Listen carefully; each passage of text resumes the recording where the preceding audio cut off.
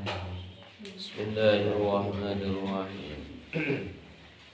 Qala Syekhul Musannif rahimahullahu ta'ala wa nafa'ana bi wa bi'ulumi fid dharain amin. Al-Fatihah.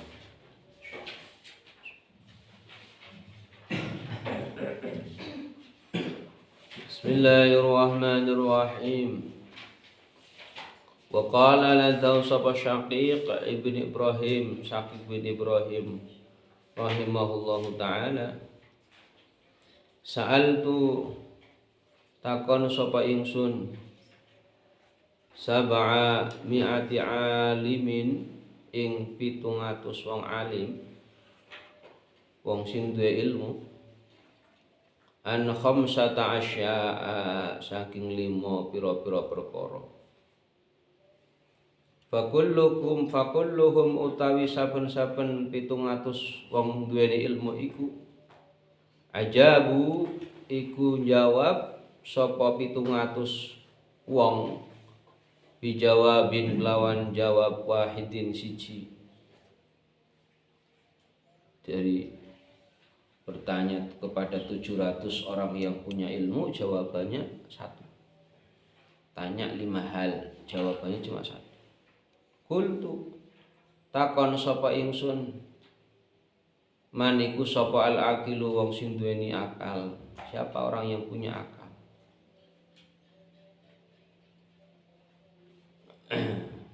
Qalu jawab sapa wong 700 iku, man yaiku wong la yuhibbu kang ora demen sapa wong adunya ing dunya.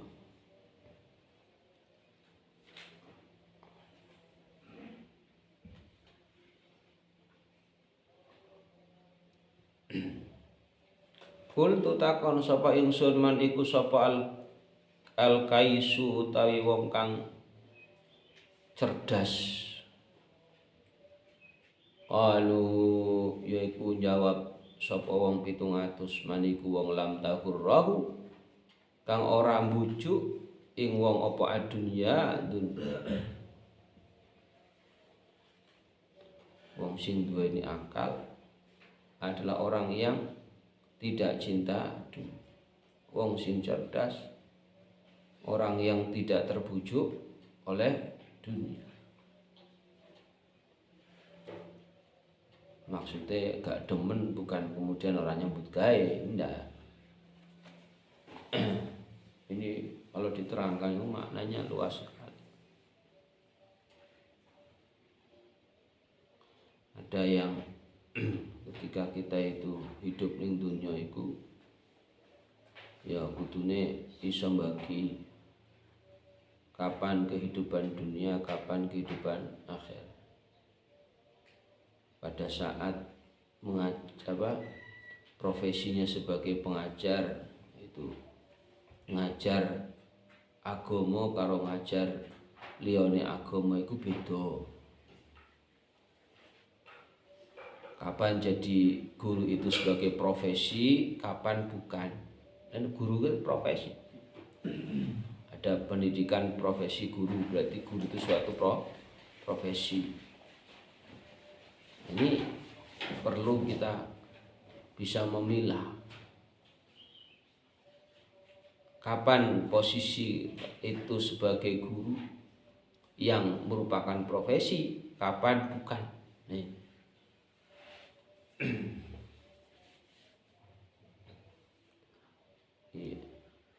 Kalau profesi, kalau guru itu pada saat menjadi suatu profesi itu ya ada hak dan kewajiban.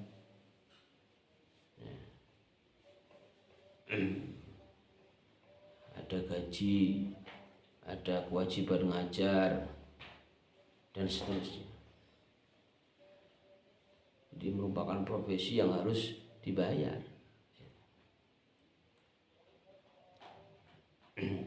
Ini contoh kecil. Bisa memilah-milah mana untuk akhirat, mana untuk dunia. Jadi nggak kabeh pekerjaan dunia itu ya murni dunia, tapi pekerjaan yang kita lakukan, yang kita sekarang hadapi itu bisa jadi ladang untuk akhirat. Ini maknanya dalam sekali sebenarnya. Itu tadi saya katakan contoh kecil adalah guru. Ada guru itu sebagai suatu profesi, ada guru sebagai tidak. Ya kayak saya ini. Ya. Ada sebagai profesi, ada sebagai bukan. Ini tidak bisa dicontoh, tidak bisa dijelaskan secara detail. Nah, kamu tidak nutut nanti, malah tambah bingung. Maka saya posisi itu kapan memposisikan sebagai guru, kapan memposisikan sebagai bukan guru, gitu. Karena guru itu ada yang sebagai profesi, ada yang tidak sebagai profesi.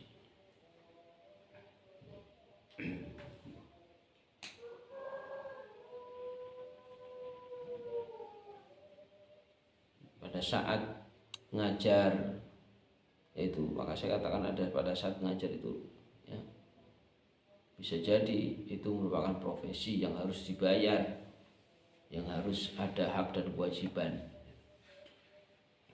Ini maknanya luas sekali.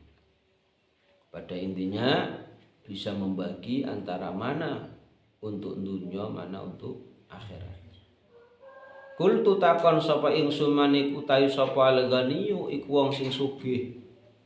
Siapa orang yang kaya ibu qalu jawab sapa wong 700. Alladzi yaiku wong yurdi kang ridho. Yarda kang ridho sapa wong sapa alladzi bima kelawan barang kosama kang bagi sapa Allah lahu maring alladzi. Siapa orang yang kaya itu orang yang menerima apa yang sudah menjadi pemberian Allah Ta'ala. Jadi kudu terima apa yang diberikan oleh Allah pada saat itu, pada saat hari ini.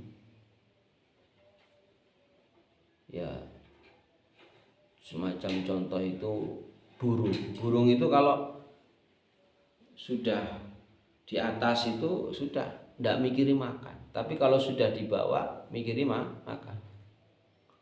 Dan tidak istilahnya tidak membawa makanan. Ya mari. Nanti kalau lapar lagi golek meneh. Jadi secukupnya. Ini contoh kecil. Kul tutakon sapa ingsun man iku sapa al-faqih utawi wong sing ahli fikih. Qalu jawab sapa wong 700 iku alladzi wong yamtani'u kang nyegah sapa wong min talabiz ziyadati saking golek tambahan. Yo oleh tambahan yang tentunya akan merugikan orang lain, tidak mencari tambahan apa saja.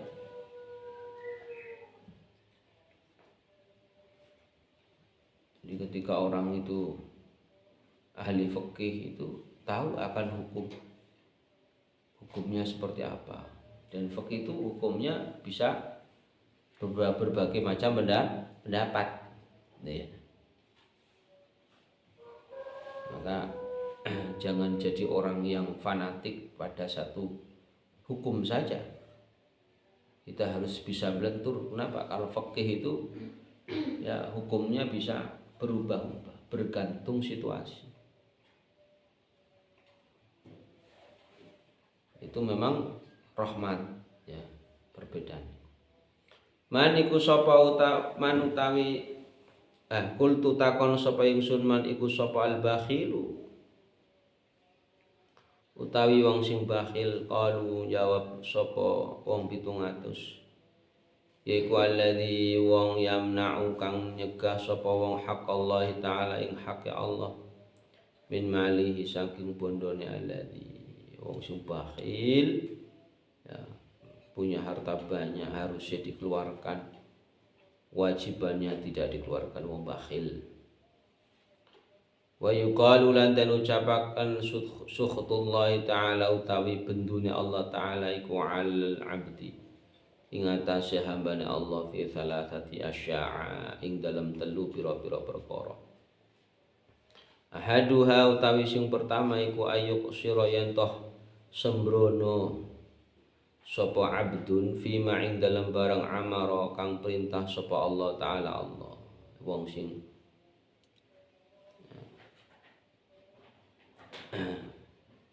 jadi Allah akan murka kepada seorang hamba ya, dalam 3 hal. Yang pertama, orang melakukan kesembronoan dalam perintah Allah. Perintah sholat, perintah apa saja, sembrono. Ini contoh cilik. Kalau kalian itu kan sekarang perintahnya adalah sholat. Sholat 5 waktu yang harus dilakukan, dan sholat secara lahir batin, tidak hanya lahir roh tapi lahir batin.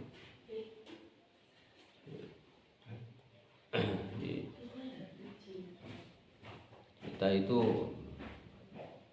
sholatnya itu ya, betul-betul harus bisa lahir batin. Bagaimana lahirnya sholat, batinnya juga sholat.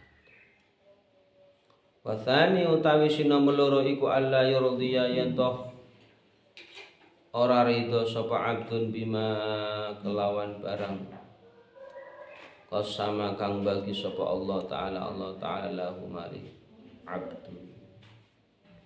Wong sing mendapat murkanya Allah, orang yang tidak ridho dengan apa yang menjadi apa? Pemberian Allah Subhanahu wa taala. Apa sih hadapi saiki yo trimon. Tidak perlu kita kemudian susah, bingung, khawatir sebagainya. Meneh. Ini susah bagi orang yang apa namanya ya, susah sekali ya. Wah aku butuh itu, aku saiki sesuk ya apa? Ya meneh. Kanjeng Nabi kan begitu. Kanjeng Nabi itu ketika mendapatkan kenikmatan banyak, ya makanan banyak, itu malam tidak boleh. Jadi Kanjeng Nabi haram itu menyimpan makanan. Menyimpan makanan, buagekno kabeh. Bagikan semua. Nah kita umatnya itu apa ya iso ya ngono. Bingung ketandapan meni apa. Maka ada tingkatannya. Maka jangan merasa dirinya paling sunnah. Tidak bisa kayak Kanjeng Nabi. Kanjeng Nabi itu melakukan kegiatan ibadah itu ya luar biasa. Jangan mentang-mentang kemudian wah ikut sunnah Kanjeng Nabi. Oh, itu belum 100%, mungkin hanya 50% atau 20% saja. 20%-nya saja mengikuti Kanjeng Nabi. Ya bukti kecilnya aja. Ketika Kanjeng Nabi itu banyak makanan itu disuruh bagi-bagi kan. Malam itu tidak boleh nyimpan. Haram hukumnya menyimpan makanan. Dibagikan rono-rono. Lha nek pertanyaan apa kita umatnya mampu ya ngono.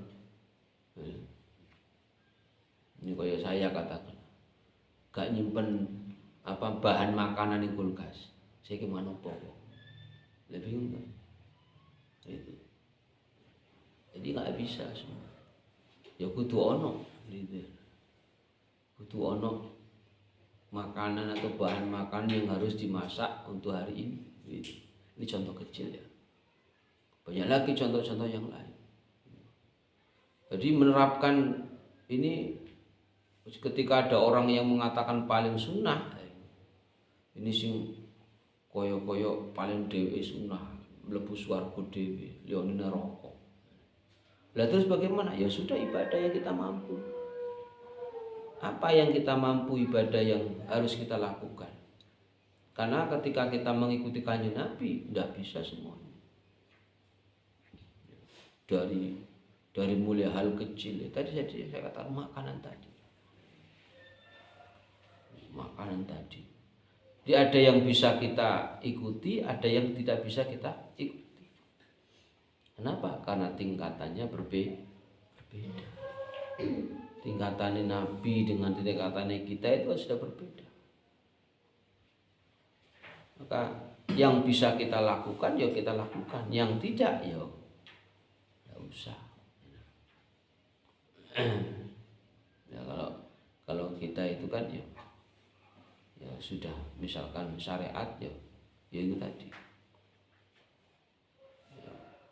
Sholat ini pokoknya makan, pokoknya apa, tidak bisa kayak Kanjeng Nabi pada intinya gitu.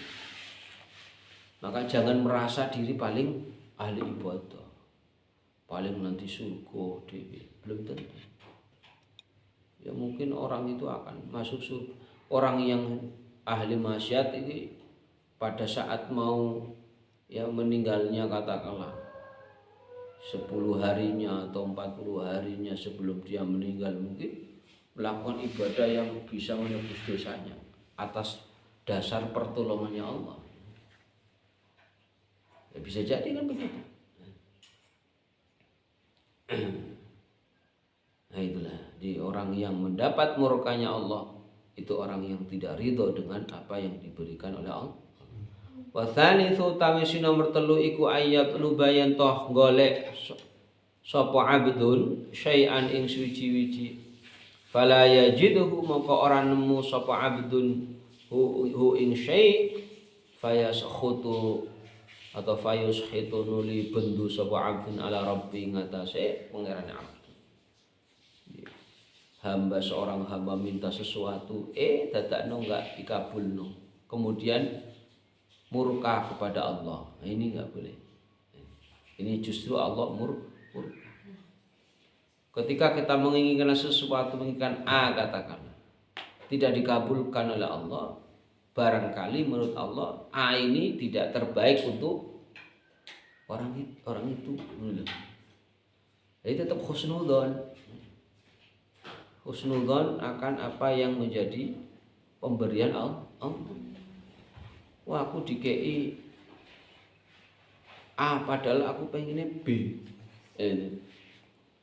Berarti A yang itu merupakan pemberian Allah, itu adalah sesuatu yang terbaik untuk diri kita. Meskipun kita tidak senang. Itulah pentingnya kita itu. Jadi ada kalanya kita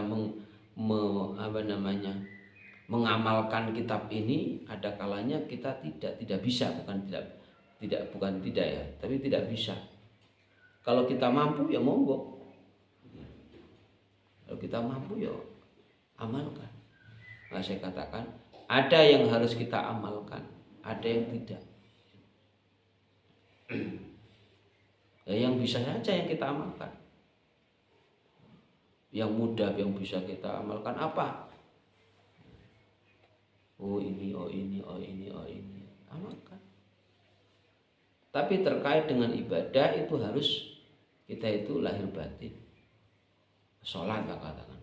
Sholat itu harus sholat lahirnya ada batinnya. Sholat lahirnya itu gerakan-gerakan, bacaan-bacaan kudu tepat. Ya.